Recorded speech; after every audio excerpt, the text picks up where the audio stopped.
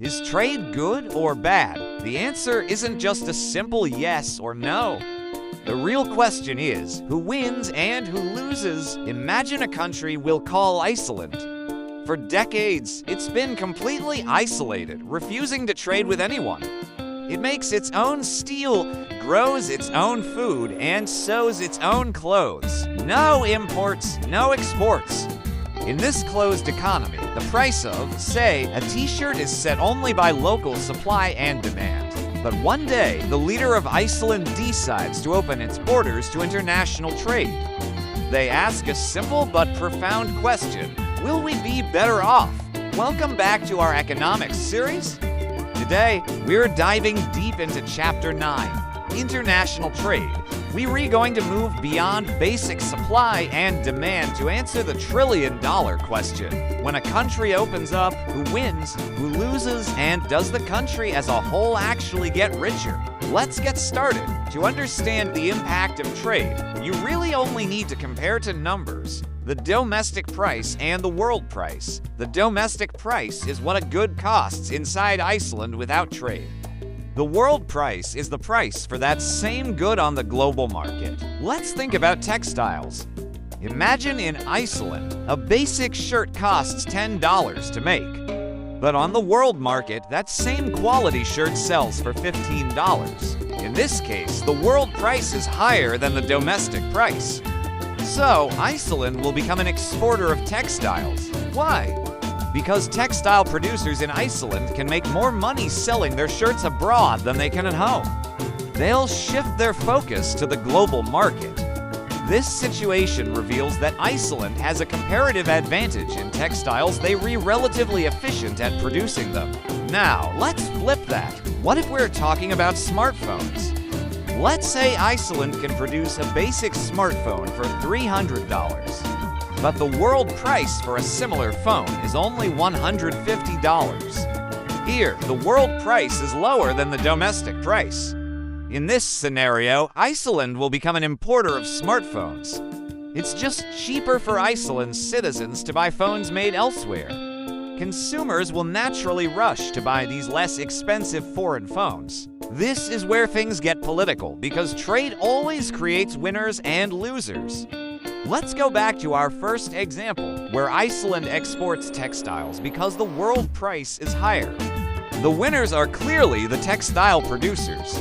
Their profits soar as they sell to a global market at a higher price. In economic terms, their producer surplus expands dramatically, but who loses? Domestic consumers. They now have to compete with global buyers, so the price of a shirt in Iceland rises from $10 to the world price of $15. They are worse off. Now, let's look at the importing scenario with smartphones. When Iceland imports cheap $150 smartphones, the consumers are the big winners. They get access to technology at a much lower cost. Their consumer surplus explodes. They have more money left over to spend on other things. But the local smartphone factories in Iceland, they're the losers. They can't compete with the low-cost imports. They might have to lay off workers or even shut down completely. Their producer surplus shrinks. Here's the most important economic insight from this chapter. In both cases, whether a country is exporting or importing, the total gains for the winners are greater than the total losses for the losers. The overall economic pie gets bigger. The country as a whole becomes wealthier. The problem is that some people get a much smaller slice of that bigger pie, or even lose their slice entirely. This fundamental trade-off is at the heart of every debate about free trade. Because there are losers, there's often immense political pressure to restrict trade and protect local industries.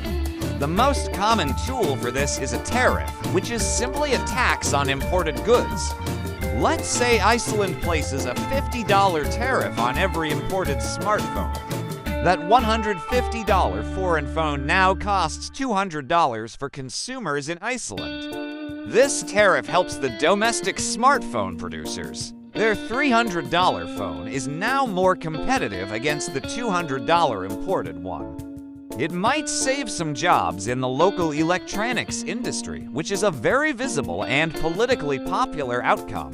The government also wins a little because it collects revenue from the tariff tax, but there are two major downsides. First, consumers lose. They are forced to pay higher prices. And second, the economy as a whole becomes less efficient. Economists call this deadweight loss. A tariff creates a deadweight loss because it encourages Iceland to use its valuable resources, its workers, its capital to produce smartphones, something it's not very good at, instead of focusing on what it does best, like making textiles. The total wealth of the country actually goes down. Let's bring this home with a real-world example from Indonesia. Indonesia is one of the world's top producers of palm oil. The cost of producing palm oil in Indonesia is relatively low compared to the world price. As a result, Indonesia is a major exporter. This has been a huge win for palm oil plantation owners and workers. Their producer surplus is massive. However, it has also led to debates about rising domestic cooking oil prices when global demand is high. On the flip side, consider something like high-tech machinery. It's often cheaper to import these machines from countries like Germany or Japan. This is a big win for Indonesian factories that use this machinery to produce other goods more efficiently. They get cheaper equipment, which is great for them. But it means there isn't a large domestic industry for producing that specific type of high-tech machinery. So, importing benefits the consumers of those machines, but there's no local producer surplus to speak of. So, after all this, is free trade good? Most economists would give a qualified yes.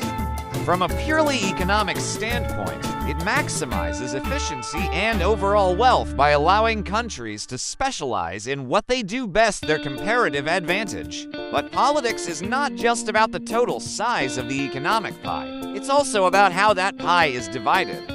The real difficult challenge for governments isn't deciding whether to trade, but figuring out how to support the workers and industries that are hurt by foreign competition. This could mean job retraining programs, financial assistance, or other policies to help them transition. It's a trade-off between overall economic efficiency and the very real pain of localized job losses. But what happens when a transaction between a beer and a seller affects a third party who had nothing to do with it? That's called an externality, and it's the topic of our next video. Join us as we explore Chapter 10. Thanks for watching, and don't forget to like and subscribe for more.